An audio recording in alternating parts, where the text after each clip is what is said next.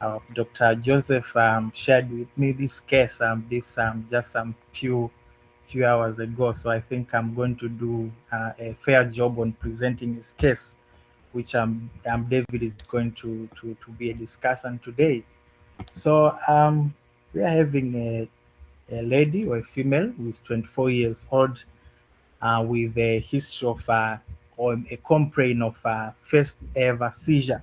So Dr. Joseph will be Dr. David will be discussing this case, and I think the first part he will share his knowledge to us about a first ever seizure and how does he approach it clinically. So Dr. David, you are warmly welcome. We can start from here. Then as the session goes on, I'll be sharing the rest part of the history. Thank you very much, Roland, for volunteering to present the case, and Joseph for preparing. So, first ever seizure.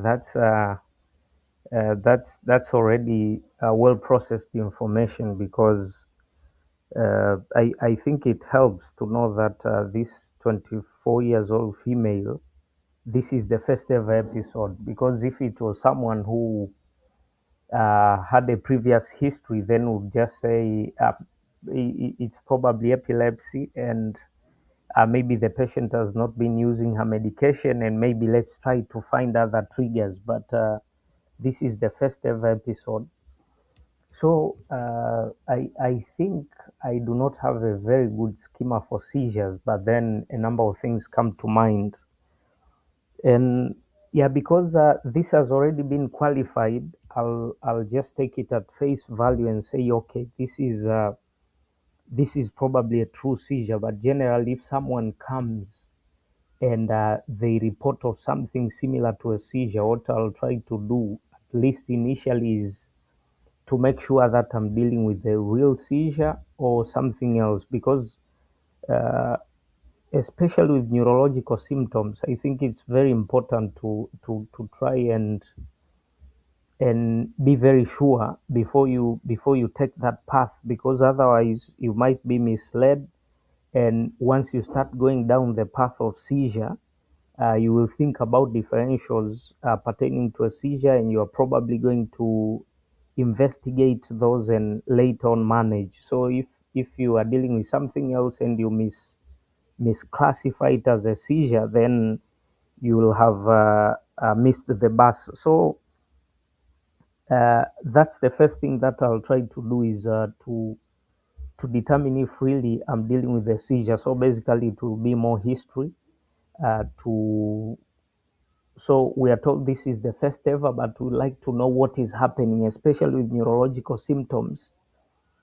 To listen, and because it's a seizure, so some of them will be seizures with preserved awareness, but most of the seizures that we deal with, they have impaired consciousness, and therefore it's difficult for them to report everything. And therefore, for this one, we rely on a witness to tell us in their own words what they witnessed, in order for us to determine if this was really a seizure or not.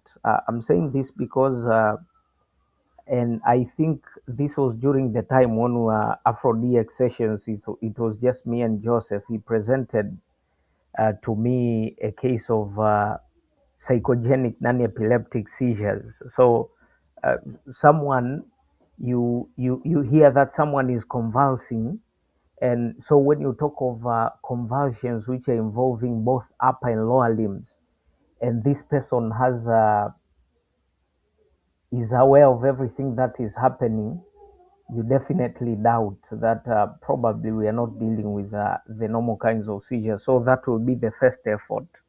As we're going through the HPI, I'll see if I can really uh, confirm myself that we are dealing with a seizure. But then once we determine that we are dealing with a seizure, there's a number of things. I said I do not have a very good schema, but I can try to classify them. So when you are talking of a seizure, seizures can come from metabolic issues. And so by talking about metabolic, what I mean is uh, probably now you are not talking of epilepsy as epilepsy, although even if it's secondary, if someone is having many episodes, that qualifies to be called epilepsy. But then you may not be able to determine the cause. So something is coming up, and therefore I will loosely use a terminology of you are seeing someone with convulsions or seizures, but then they are secondary to something metabolic, for example, electrolyte abnormalities, particularly sodium, and some others can present with seizures. So metabolic is one, and among the metabolic also you should think about hepatic encephalopathy, uremic encephalopathy, uh, hypoglycemia. So all of these, especially hypoglycemia, can present with seizures, and therefore that is metabolic. Another one is infections. So a lot of infections involving the CNS, particularly when you are talking of encephalitis or meningoencephalitis, to be more broader. Meningoencephalitis can present with seizures, and then there could be structural issues. So structural issues, I should just combine structure and trauma. So trauma, someone with traumatic brain injury, you severe TBI, for example, there is a generalized edema, someone can convulse. But then other structural talk of space occupying lesions, which can also include infections like toxo and tuberculoma, brain abscess, and other structural lesions like neoplasms. They can all present with seizures. So you see, most of these that I've been talking about will fall under that category that I said. I'm loosely coining that term, which is secondary. So let's hear the HPI, so that I can first uh, determine if we are dealing with a seizure, and then after that to see what exactly is going on. Okay. Thank you so much, David, for such an amazing introduction.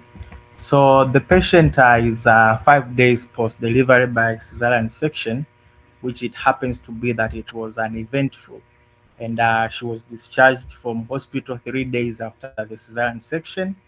But one day prior to admission, she told her caretaker that she was feeling headache and photophobia. The caretaker reports that the next day she fell down and started convulsing. The conversions were generalized tonic-clonic. They were associated with eye rolling, frothing, tongue biting, and followed by a deep groaning sleep. And a few minutes, uh, she started conversing again. On the way to the hospital, she had other two episodes of conversions without regaining consciousness in between. It was reported that this is her first time ever conversion. However, there was no fever, head or injury, or prior upper respiratory tract symptoms. There was no nausea or vomiting. There was no dizziness or prior episodes of recurrent headaches. The review of other system, I think I can continue, David, up to this moment. The review of other system was non-remarkable together with the past medical history. She completed antenatal visits. Her BP recorded to be normal throughout the ANC period, and the family and social history was non-contributory. She was not on any medications. So this is the history, David. You can continue. Thank you, Roland, and a short HPI, but very informative. And so one thing that was very helpful is during preparation of the case, when Joseph started with that statement, first ever seizure. So uh, a, as I said earlier, of course, if someone is presenting with a first ever seizure at 24, uh, the thought will be this is most likely secondary to something. So 5 days post delivery by cesarean section, which is was an eventful. Of course, uh, now I know in conservative medicine would say we would like to know the indication for the cesarean section. But so the thing here is these patients, and I'll try to discuss all of them all the way to the past medical history, family, social. This is a patient who seemed to be rather healthy, and she was apparently well. And pregnancy is not a disease. So 5 days post cesarean section, someone who was apparently well, and then she starts to report a headache and photophobia, and then the next day she convulses. So of course, for me, this is very alarming. My thoughts are there's something going on inside the skull because of the headache, because of the photophobia. I have a number of thoughts, uh, and so the first thing that I talked about, I said I want to establish whether these are true seizures or not. And now, based on the last bullet but one, this is confirmed that these are true seizures. Generalized tonic-clonic, you see eye rolling, frothing, tongue biting, and then there is a postictal state. The patient has a deep groaning sleep, and so probably uh, if this patient woke up and recovered in between, she would be confused and maybe having amnesia. But then, so this is what I would, if you are talking of epilepsy, this is what qualifies to be called status epilepticus, because the patient has been convulsing without recovery in between. So the headache, the photophobia, a number of things. Can I see the next slide? We are told no fevers. Uh, yes, so no fever, no head injury, no prior upper respiratory tract symptoms. And this is the first ever. As I said, she did not regain consciousness in between. She had a number of episodes, and no nausea, vomiting, dizziness, or prior episodes of recurrent headaches. So a headache is reported this day, and then the next day someone convulses. Headache, photophobia. I mentioned a number of differentials. I talked about some metabolic issues, and then infections particularly. So I think infections are important to also prioritize in this patient, but I think at this point I will not bother to discuss much of to discuss much on what are the differentials, but I will say it was helpful to know that the patient's blood pressure was recorded to be normal throughout, because pregnancy induced hypertension. So you talk of preeclampsia and eclampsia. We know that convulsions, I mean, severe. You are talking of severe preeclampsia, eclampsia. These patients can convulse. The blood pressures are normal, were reported to be normal throughout. And because we are talking of pregnancy induced hypertension, we'll see when we come to vitals how the blood pressure is, but also I look forward to see the urinalysis in order to see if there was any protein or not. But because the blood pressures were reported to be normal throughout, we cannot completely throw it out because it goes all the way to before the end of 6 weeks, that is during the immediate postpartum period or during puerperium. So I cannot completely throw out pregnancy induced hypertension. But then, so something else that comes to mind is what the patient reported. I'll just throw in a differential of they are commonly seen in pregnant women, and I will refine my thoughts as we proceed, but the differentials that I talked about, metabolic infections, structure, trauma is excluded because this patient has no history of trauma that is in the HPI. So another differential that I want to throw out there is CVST. So cerebral venous sinus thrombosis, commonly seen in females during pregnancy and even after delivery. So one of the things that I remember distantly reading is, of course, we know that there is a slightly prothrombotic state during pregnancy, and a number of women will present with cerebral venous sinus thrombosis. So uh, that is one of those things that I think I will consider in this patient. And of course, when it comes to imaging, I think it's one of the things that I'll prioritize to make sure that I rule out venous sinus thrombosis. So, uh, not yet made up my mind. I think infections are still a possibility, especially hearing that the patient had headache and photophobia. Meningoencephalitis can present that way. And again, we can't say we have much evidence, but again, it's taken that pregnancy, there is a bit of it's like relative immunosuppression. So even infections like meningoencephalitis, I think, are important considering. So infections, I think, are still prioritized. We need to make sure we rule out an infection. Pregnancy-induced hypertension, not completely ruled out.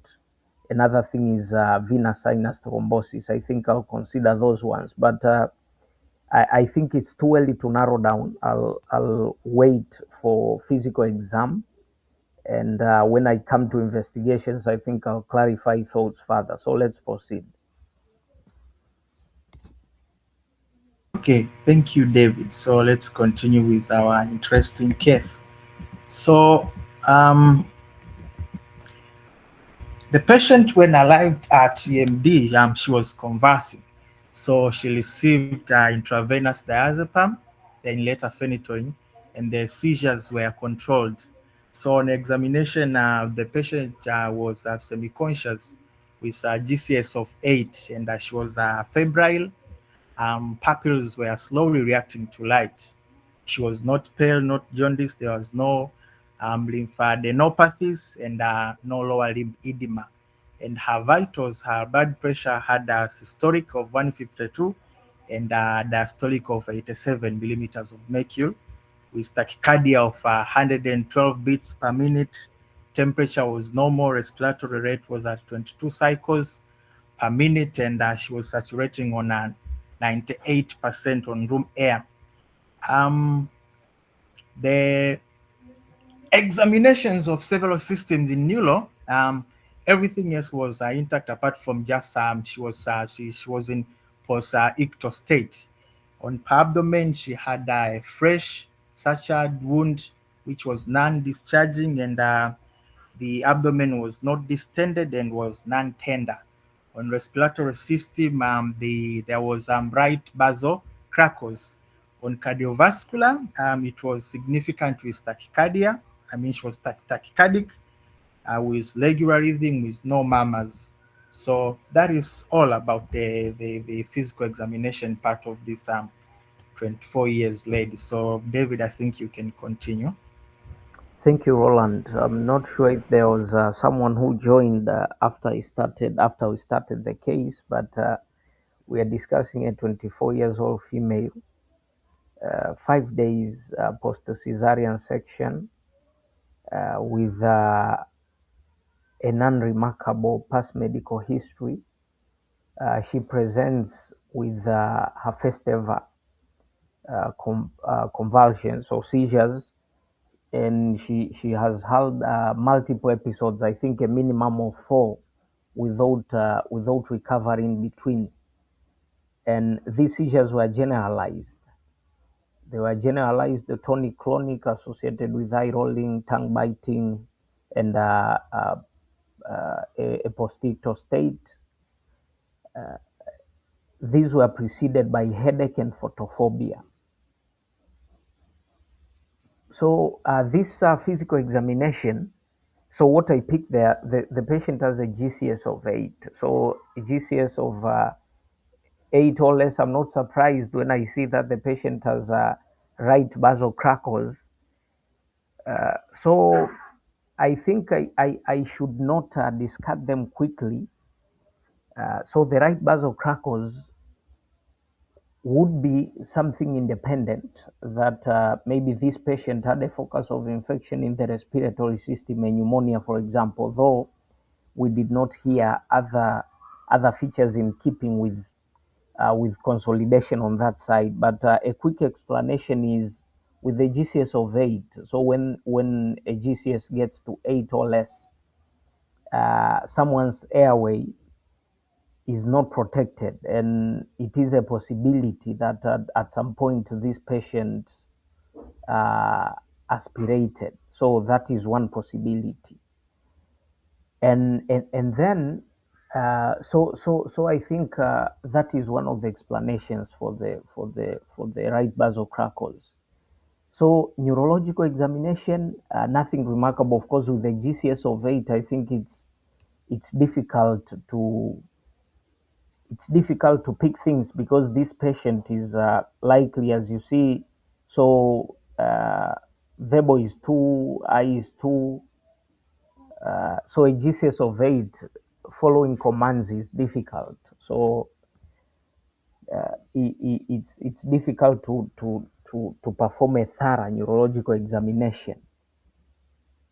So the blood pressure of 152, I think, so of course this is a bit of elevated blood pressure. Although now, uh, so this does not increase confidence that much in pregnancy-induced hypertension that I was talking about. Although this could be a new elevation in blood pressure, that would be one explanation that it is a differential. But then commonly, these blood pressures, it's been a while now since I've dealt directly with OBGY cases, but I think the blood pressures under those circumstances would be a bit higher, but I think it's still important to consider those differentials. But then another explanation is when people have increased intracranial pressure for some reason, regulation of blood pressure also can have issues. So, but those are still speculations. The patient is tachycardic, so we see sympathetic activation in this patient, and then the respiratory rate of 22. Of course, the aspiration could be one reason, or because of the postictal state, that would be another reason. But otherwise, the patient is saturating well. So systemic examination not very much revealing, apart from the basal crackles, which I think I've already discussed, the tachycardia a bit, and then the wound is non-discharging. So when we think about infections, when we think about infections, uh, so for example, if you look at this, although we have another explanation for the altered mentation, the patient is in a postictal state. But then if you want to be broad, think about this, a GCS of less than 15, and then tachypnea, respiratory rate above 20. So if you talk of QSOFA, which I know they have moved away from, but if you talk of QSOFA, this patient has 2 out of 3, and therefore, although now, of course, with a specific caveat that we have something else that explains the altered mental status. So I mean, sepsis is something to be considered with different ports of entry, the respiratory system, but I explained that could be because of aspiration. The wound could be another focus, but then we see it's clean, it's not discharging.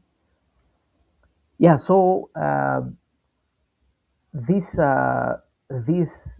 systemic examination was not very much helpful. So what I would do for this patient is after controlling the seizures, of course, there are labs that I will need to see. A CBC that is routine may not be very informative, but a CBC is important.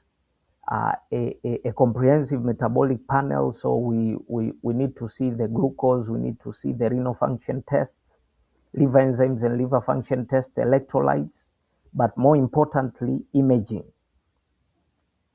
We need imaging for this patient. Now, so for me, of course, conventional imaging, like especially MRI, I would now there are challenges. The patient is unconscious. It's difficult to control them, so there could be artifacts. But then an MRI, I think, would be the best. But then MRI venography, particularly, I think would be interesting for me in order to see if this patient does not have CVT. I think this is that is one of those things that are high on the list for me. But imaging in general, so imaging the brain itself and the meninges will see things, but the vessels, including the arterial and venous beds, I think those are important for me in order to determine what is going on. So, Roland, let's see the investigations. Okay, so thank you again, David, for until that part. So these were the labs. I hope you can appreciate them to your side. So this was the full body picture together with MRDT, which was negative, HIV, and her random blood glucose was normal. Here you are having panels for electrolytes, urine analysis, PT, and INR. Then this was a CT scan. I hope you can appreciate it. This is the first image of a CT scan. This is the second one, and this is the third one. So these were the investigations she did, Dr. David. So unfortunately, you are asking for an MRI, but we are going to give you details later on why you do not have an MRI to this patient. So these were the results she did. Welcome, David. Thank you. So, starting with the CBC, what we see there, so the leukocyte count is within normal limits. A hemoglobin of 9.2, that's in an MCV of 60, which is low, of course, could imply. So afterwards, I think that is not an emergency thing. It's not something urgent, so it can wait until later to do iron studies, for example, and see what is going on. Because of the low MCV and the mild anemia that we see in the patient. The platelet count within normal limits. I wanted to see the renal function tests. I see liver enzymes there, and an RDT is negative, HIV negative. And thank you very much. I think I did not mention this earlier, but of course, very important. We need to know the RDT of the patient as well as HIV. I was talking about infections. RBG normal, sodium potassium normal, a calcium of 1.9, so that is mild hypocalcemia. And hypocalcemia, so of course, this level of hypocalcemia, I do not expect it. I do not expect it to present with these. With this presentation, hypocalcemia we know can present with tetany. So patients will present with tetany in general, but at this level, I do not think it explains the presentation, the convulsions, and the altered mentation in the patient. So the hypermagnesemia, so the magnesium is above the normal limits. Well, I do not have an explanation for this. I'm not sure if it's related to this. A urinalysis is within normal limits. So when you are talking of pregnancy-induced hypertension in general, include preeclampsia, eclampsia, they do present with proteinuria. That's a very important that's very important. That's a very important observation. So they do present with proteinuria to qualify as preeclampsia, eclampsia, and the urinalysis we are told it's normal. So, uh, so the elevated blood pressure that we see, we could find another explanation, but at least the differential preeclampsia, eclampsia, for me, I think it's been a while, and therefore my knowledge could be limited. I'm not sure if we can make a diagnosis of preeclampsia, eclampsia without proteinuria. But I think for me, that goes out the window. So let's see the imaging. So out of the metabolic causes that I was talking about, I do not see any that is suggestive. So when it comes to imaging, for me, I'll just talk about a few things, and then if you have a formal report, I think that will I will appreciate the help. So what I'm seeing, especially in this one, I'm not very happy. Again, my interpretation of this image, I think, will not be on point because I do not have the knowledge of a radiologist. But it feels to me like there's effacement of salsa, although still visible, but I see like some salsa I effaced, and so especially when you look at the white matter, I'm not sure if this is a normal appearance that we should expect of white matter. But then when you look at the left, I mean the right, on the right parieto-temporal areas, there is that hypodensity that I see there.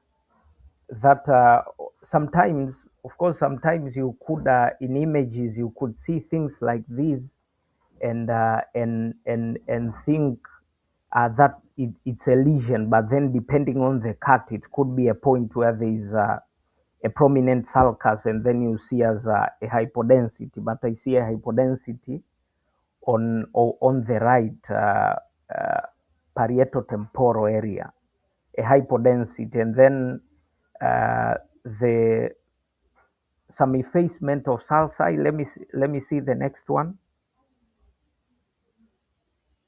Yeah, so this other image again, the same area I was talking about. uh, the there's there's a hyperdensity that you see is almost close, not as much, but almost close to bone density. So it's something that has that attenuation could be something like blood or contrast. I do not think, based on what I saw on the other slide, I do not think this is a contrasted image. But then you will tell me this was contrasted, but probably non-contrasted. But then I see that I see that hyperdensity there, which is blood density, which is density that is close to bone. So it looks like blood density, and then the surrounding area is hypodense. And uh, sulci are a bit more visible at this point, but when you look at the white matter, I'm not sure if that's white matter edema, but otherwise I do not see any mass effect. Let me see the next one. Yeah, so the hyperdensity I was talking about is visible on that one too, and the hypodensity I was talking about is also visible there. Do we have any other image? Or that's it, Roland? No. So that is the last one. Yes. Yes, this is the last one, and let me just go to the next slide and tell you what were the findings. Okay. Most of them you have already discussed. So, the report, there is hypodense area involving the right frontal parietal lobes, consistent with air ischemic changes.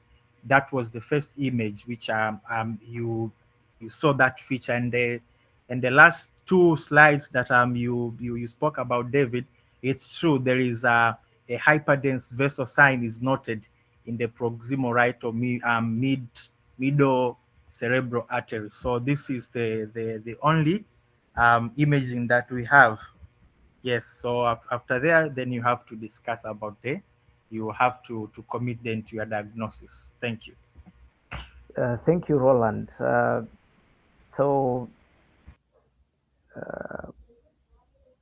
so based on those findings, when you think about it, when you think about it, uh, because someone after hearing that those are early ischemic changes, you would say this is so this is a stroke. And when you talk of a stroke, you mean commonly, if, unless otherwise specified, you mean it's an arterial stroke. But then you ask yourself a question: someone with an arterial stroke, why would they present with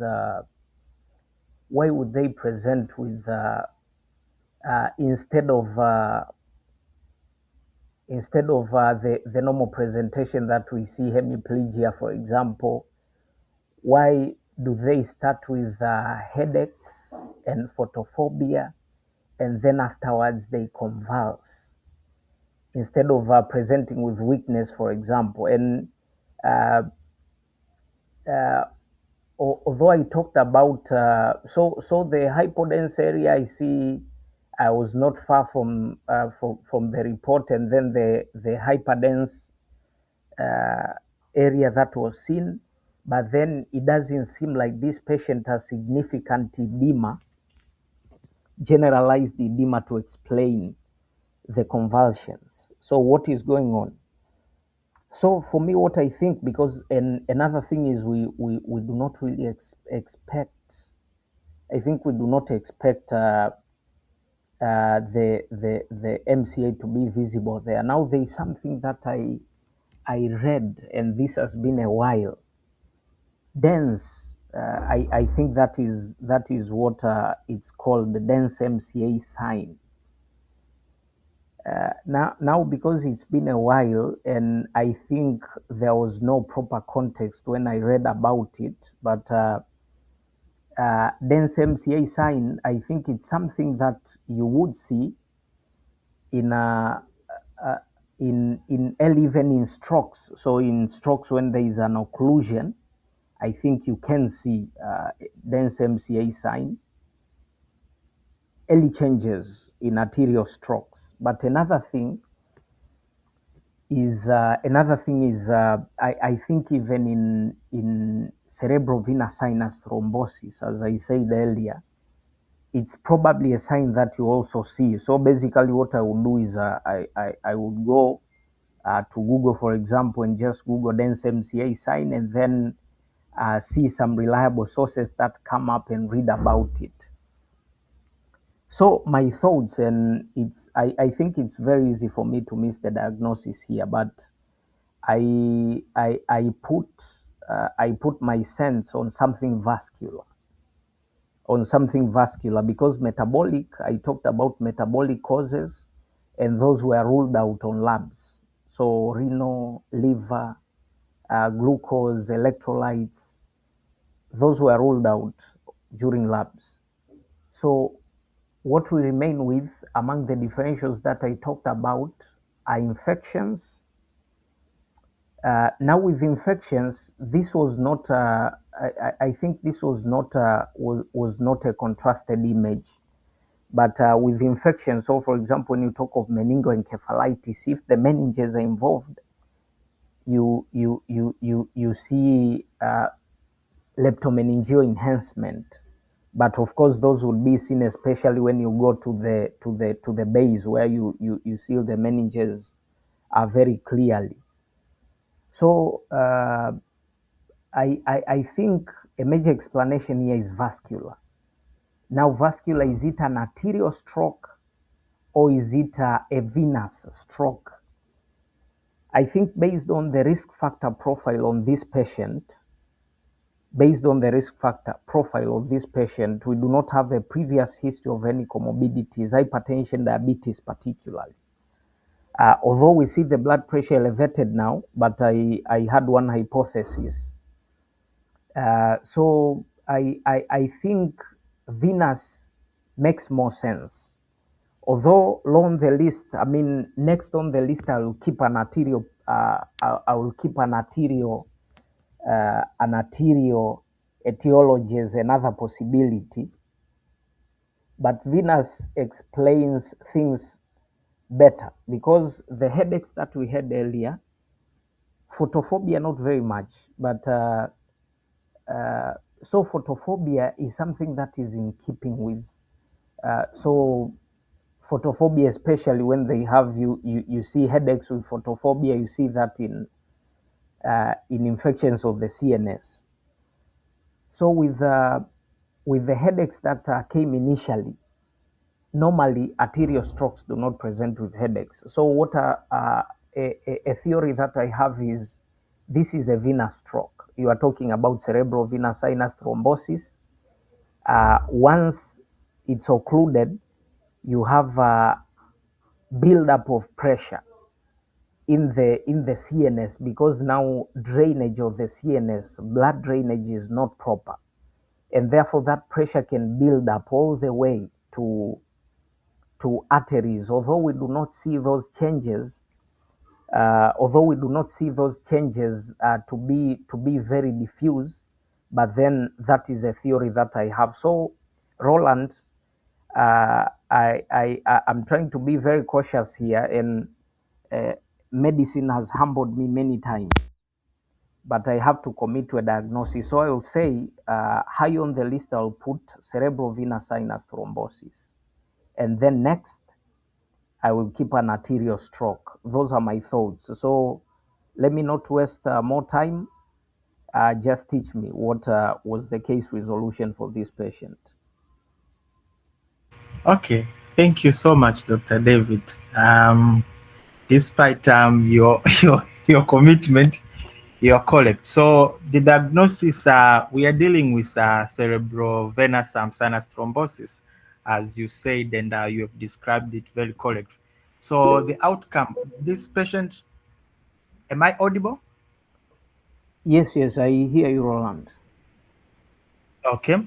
This patient was started on enoxaparin after CT results, and later she was transitioned to rivaroxaban and discharged at home, and to be back after 3 months. So also, since she had increased intracranial pressure, the management, the bed was elevated, and she was kept on mannitol, and she was started on levetiracetam for to be continued for 1 year. Then this patient declined to do a brain MRI, of which David suggested, which was very, very important. So MRI for this patient was important. However, due to patient's autonomy, when when it's denied, you can't press on. So this is a teaching point. As we can see, we are having this is a venous flow, and we are having an internal jugular vein, then followed with a lot of sinuses that are entering into the brain. Here we are seeing the superior.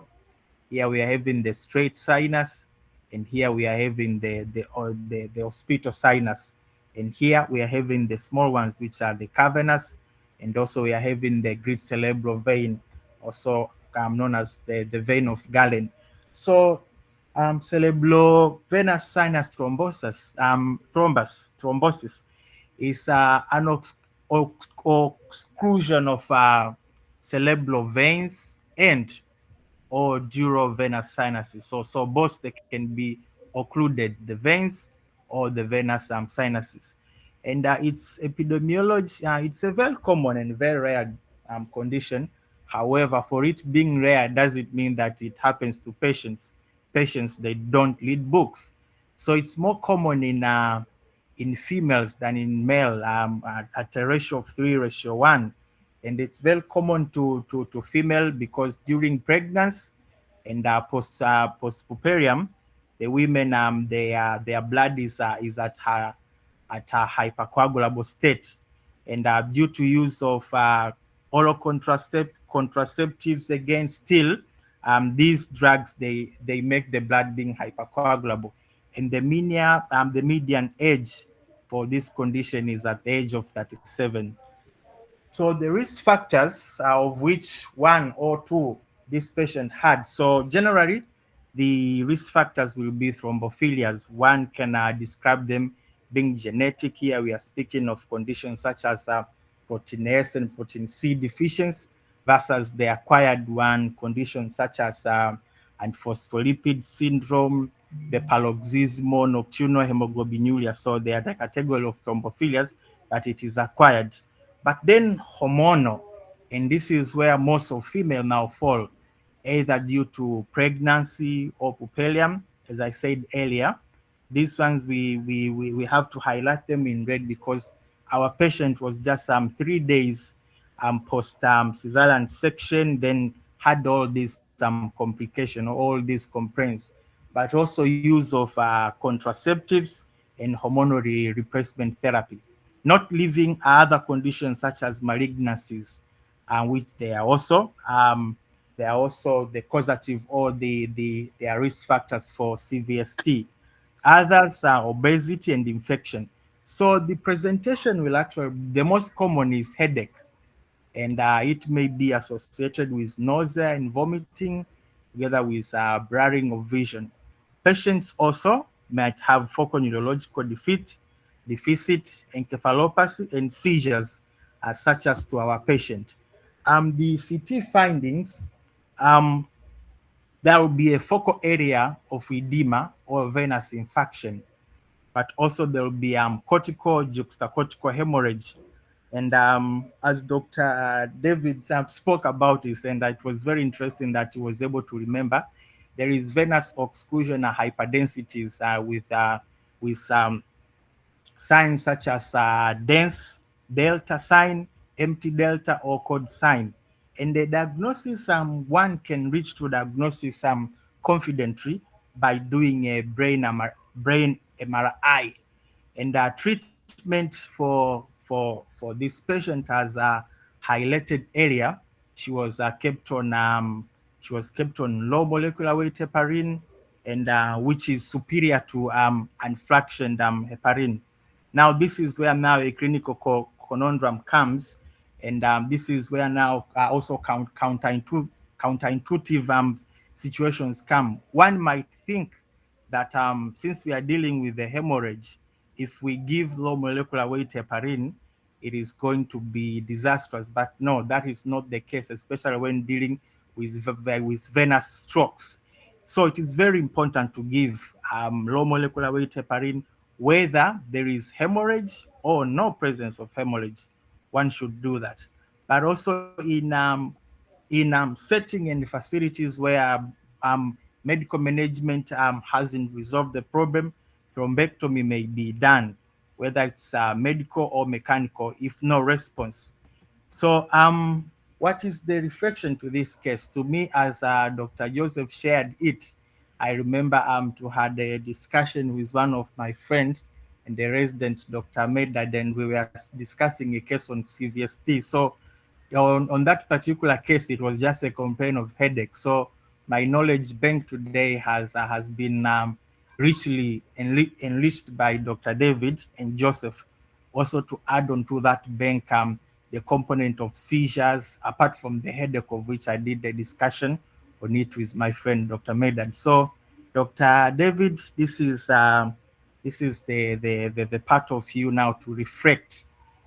Where did you find it easy to put the dots and connect the dots, and where was it difficult? So this is how it unfolded. So we are dealing with a CVST. Thank you, and welcome, Dr. David, for your reflections.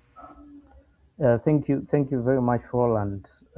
Very well presented case, and thank you, Joseph, for preparing. So, uh, for some reason, to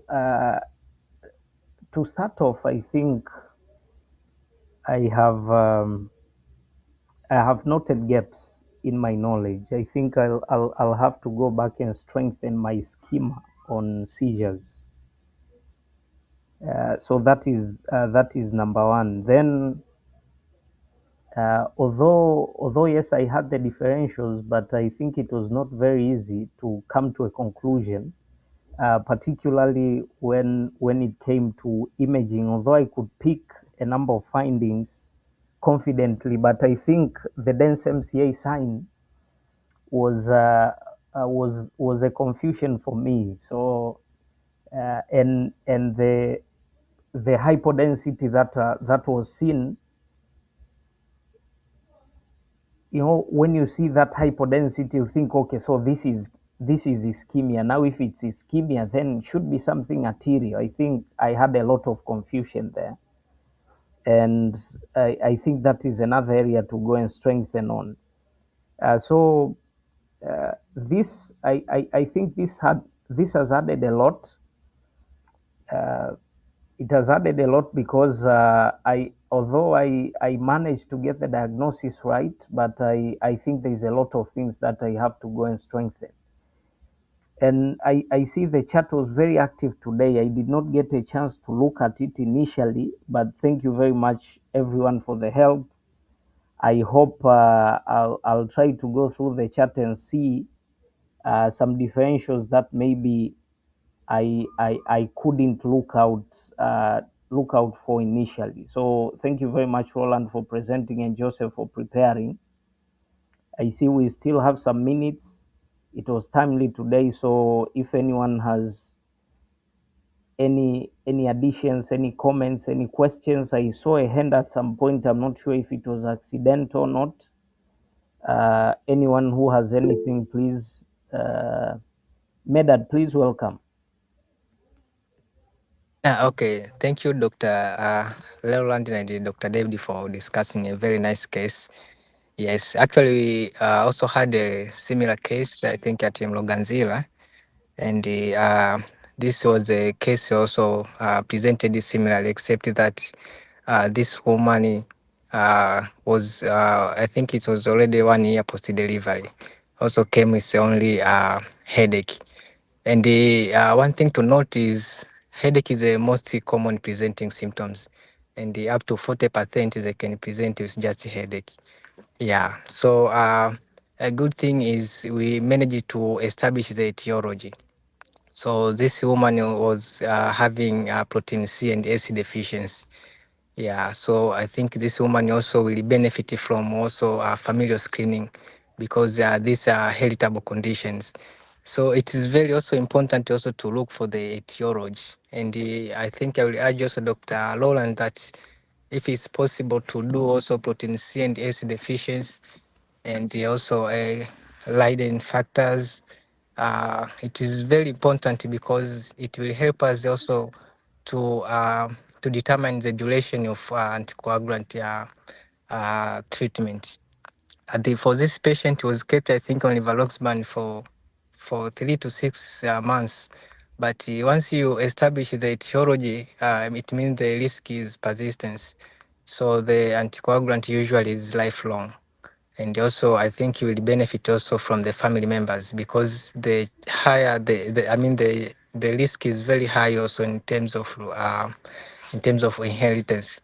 Yeah, maybe it's a high time now also to utilize this protein C and S deficiency, especially when you have stroke at young ages, especially in female, and especially during post delivery, during puerperium period. So it's almost 80% it occurs during puerperium. Yeah, thank you. Thank you very much, Medad. That's uh, very well put, and I hope we so another case. It will be difficult for us now to miss. I believe to miss CVST cases. And Joseph, I'm not sure if you have a way to communicate, and if they're in a position to check, I think that will be value added. Rajabu, please welcome.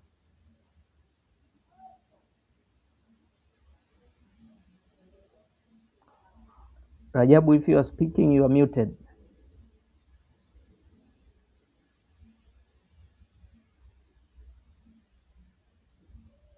Hello, Rajabu. I see your hand is up. Maybe it was accidental. Yeah. Um, Yes, welcome. oh, Rajabu first. Okay. Okay. Thank you very much for a nice present. Oh, can you hear me right now? Yes, yes. I hear you, Rajabu. Hello?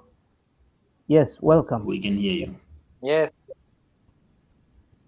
Okay. So, Dr. Roland, please can you go back on the CT scan?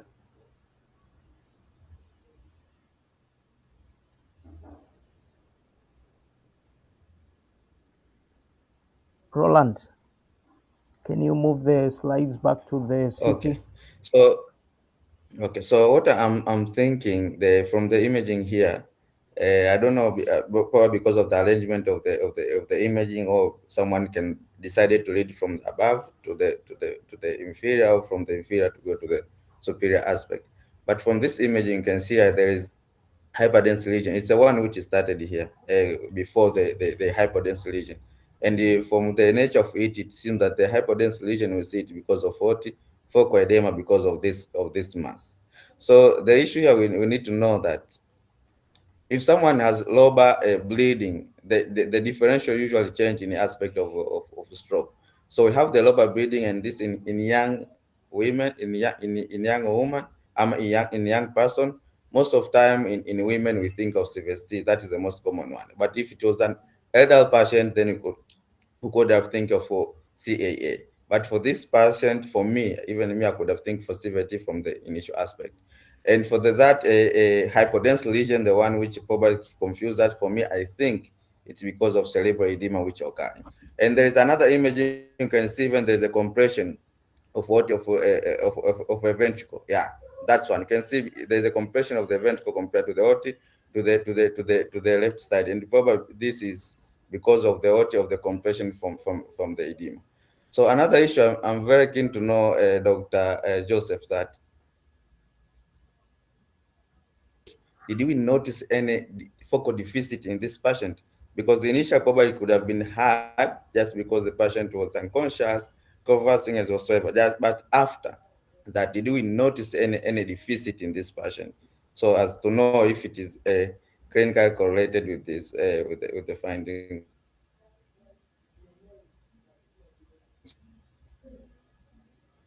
of Yeah, Rajabu, very much. So that's not a bleed. The radiologist said initially I thought it's a bleed, and we started treating it as a stroke, but he could follow it on he could put the picture differently. He could follow the vessel. Say this is the thrombus in the vein. It's a thrombus, not a bleed. And what you're seeing, the hypodense thing is the venous um, uh, the venous infarction. Have a congested vessel, compresses as arteries, you have an infarction. So there is no deficit. Patient woke up, no deficit, because you see it's very peripheral. It's not about the motor tracts that are passing there. It's just a headache. And when the patient woke up, was completely fine. That's why even she denied to do an MRI. Yeah, that's it. But I should also thank Roland, very well presented. I just shared this like 30 minutes before here. So thank you very much for your skills. The magnesium turned out, I learned later, is that one of the general practitioners, delivery conversions, they thought eclampsia. She was given mag sulfate, so I think that's the why it's raised. Calcium is nothing. It's the labella. It usually happens like that. And so why I presented this case, because when we arrived at the hospital, we treated it as a stroke. When it's presented like this, it's easy to say, okay, CVST, but when someone says stroke, I mean conversion, then this is the imaging. You say what's happening. But if you pause and ask, why would she have a stroke? And why should she bleed at that area? If she was old, yes, CAA, but this is very young, no risk factors. So if you pause, maybe you could have uh, caught the correct diagnosis for us. We are taking care of the patient even before this radiology report. So, yeah, thank you very much. Thank you, Joseph.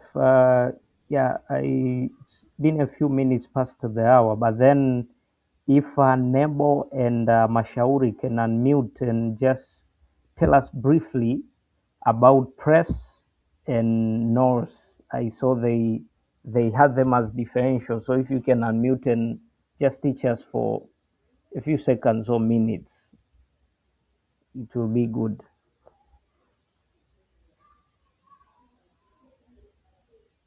If any one of you is still in the call.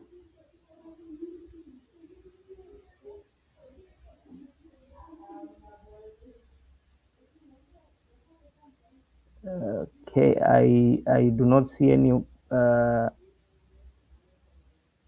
Okay, Nebo has already left the call. I think it was Mashauri who talked about press. I'm not sure if you're in a position to unmute and speak.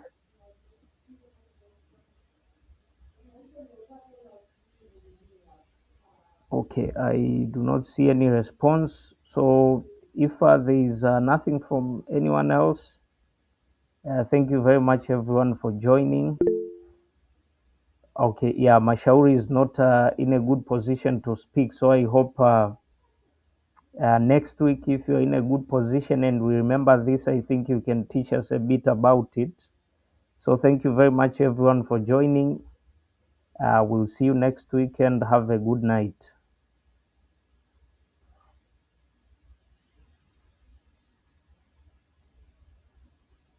Good night.